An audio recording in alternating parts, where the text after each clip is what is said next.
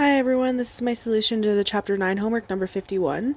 So in the problem we're given the equation for the force of the spring, and it asks us to consider the spring with these given constants. And then it asks how much work you must do to compress the spring 15 centimeters. So I did the negative integral of work from the initial position of the spring to the final position of the spring, of the force of the spring. So it goes from 0 to 15 centimeters.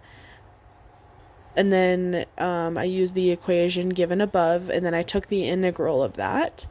And then I did from 0 to 15 because that's the stretch of the spring.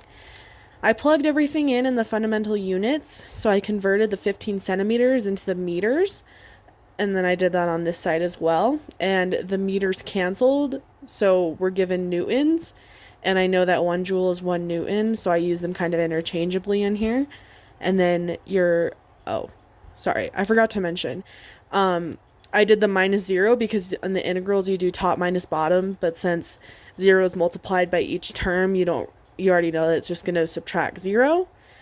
And then B asks, by what percent has the cubic term increased the work over what would be needed to compress an ideal spring?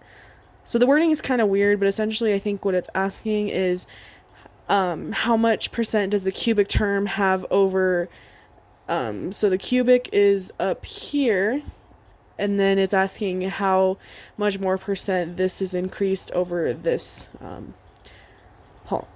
linear term.